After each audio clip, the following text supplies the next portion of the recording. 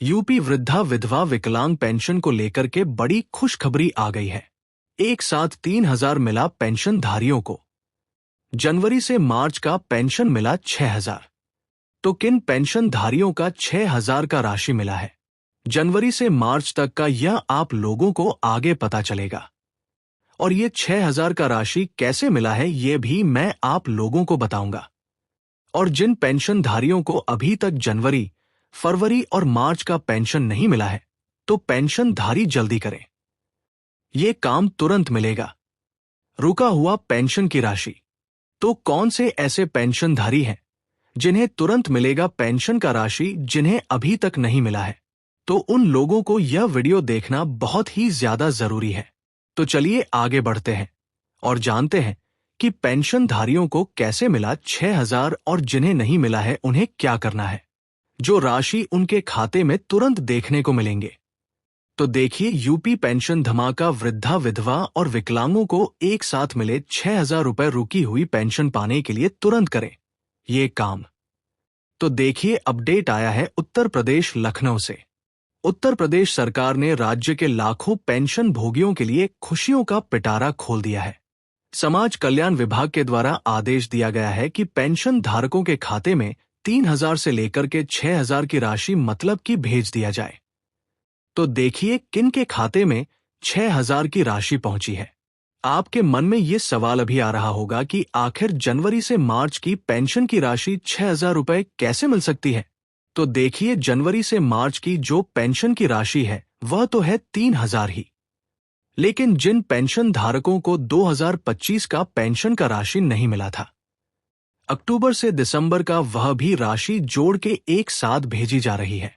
इसीलिए पेंशन धारकों के खाते में 6,000 की राशियां एक साथ देखने को मिल रही है।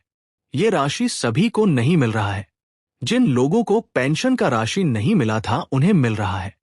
और कुछ लोग कमेंट करके ये भी पूछ रहे हैं कि हमें पेंशन का राशि 9 महीना से और 12 महीना से नहीं मिला था, तो केवल इस बार 3,000 ही आया है।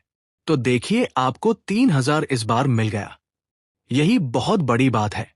यदि मान लीजिए कि आपको पिछला बकाया राशि नहीं मिला है तो भी टेंशन ना लें। हो सकता है कि अगला किस्त देते वक्त आपको पेंशन की राशि दे दे, या फिर हो सकता है कि वह राशि नहीं भी आएगी। लेकिन 3,000 आपको मिल गया है जनवरी से मार्च तक का, तो यह भी बहुत बड़ी बात है। देखिए, यह राशि उन लाभार्थियों के लिए जिनकी पिछले किते किन्हीं कारणों से रुकी हुई थी। मैक्सिमम जिन लोगों का अक्टूबर से दिसंबर 2025 की पेंशन की राशि रुकी हुई थी, उन पेंशन धारकों को 6,000 की राशि दी जा रही है। यदि आपको अभी तक जनवरी से मार्च तक की पेंशन की राशि प्राप्त नहीं हुई है, तो ये आप लोगों के लिए बड़ी मतलब अपडेट है कि आप सभी के खाते में 6,000 की राशि दी जा रही है। यानी कि 2025 का केवल आपको 3 महीने का राशि नहीं मिला है, तो वह 3,000 जोड़ करके आप सभी के खाते में 6,000 की राशि दी जा रही है। और जिन पेंशनधारियों का पेंशन 9 महीना से 12 महीना से नहीं मिला है, तो उन पेंशनधारियों का कुछ गलती हुआ होगा और उन पेंशनधारियों ने सुधार करवा लिया है, तो अब वाला पेंशन की राशि उनको जोड़ करके दिया गया है 6,000 रुपए का। अपडेट देखिए, आप लोगों को मैंने बता दिया है कि यदि आपका 2025 का 3 महीने का पेंशन बाकी था तो वह जोड़ करके आपको 000 की राशि दी जा रही है। इन कारणों से रुक सकती है आपकी पेंशन की राशि। यदि आपका EKYC नहीं रहेगा, आधार बैंक आपस में लिंक नहीं रहेगा, डाटा मिसमैच रहेगा, तो आप लोगों को पेंशन की राशि नहीं मिलेगी। नेक्स्ट है कि बैंक मर्जर की समस्या भी है। जैसे कि पिछले समय में कई बैंकों का विलय हुआ, जैसे कि इलाहाबाद बैंक और इंडियन बैंक। ऐसे में अगर आपने नया IFSC कोड अपडेट नहीं किया है तो भुगतान में समस्या हो सकती है। जैसे कि मान लीजिए कि एक व्यक्ति है, इसका पहले खाता जो था वो पहले बैंक दूसरा बैंक में था।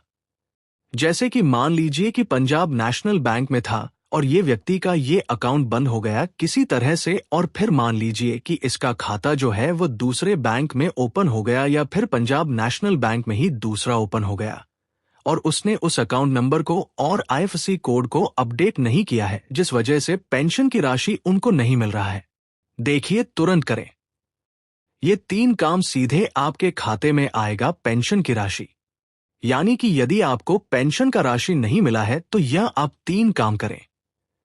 तुरंत आपके खाते में पेंशन की राशि देखने को मिलेगी, जिसमें से पहला है पेंशन पोर्टल पर ई-केवाईसी पूरा कर लें, यानी कि आप अपना केवाईसी पूरा करें। केवाईसी एक खाते का होता है और एक पेंशन योजना का होता है। ठीक है, तो ये आप केवाईसी कर लें। इसका ऑफिशियल वेबसाइट से हो जाएगा, तो आप केवाईसी कर लें। उसके बाद दूसरा काम है आपको बैंक जाकर के डीवीडी इनेबल कराएं, यानी कि डीवीडी आपका ऑन है या नहीं है ये करवा लें, या फिर ये फोन के जरिए भी होता है। यदि ये आपका नहीं ऑन रहेगा तो पेंशन की राशि आपको नहीं मिलेगा। तीसरा है विकास भवन या समाज कल्याण ऑफिस में संपर्क करें। यदि किसी भी प्रकार का कुछ भी गड़बड़ी है, जैसे कि आधार में या फिर सैंड वगैरह में किसी भी प्रकार से कुछ भी दिक्कत है, उसे अपडेट करवाएं, सुधार करवाएं, तभी राशि मिलेगी। आगे है कि जिलों के अनुसार भुगतान की स्थिति।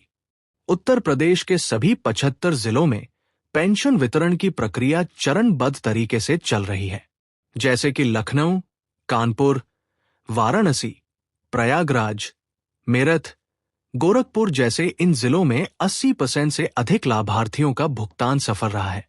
यानी कि इन जिलों का जो मैंने नाम लिया है, इन जिलों में 80% पेंशन धारकों को पेंशन की राशि मिल गई है। और पश्चिमी यूपी और बुंदेलखंड के कुछ जिलों में डाटा फीडिंग की प्रक्रिया अभी जारी है, इसीलिए 7 से 10 दिनों के अंदर पेंशन की राशि दी जाएगी।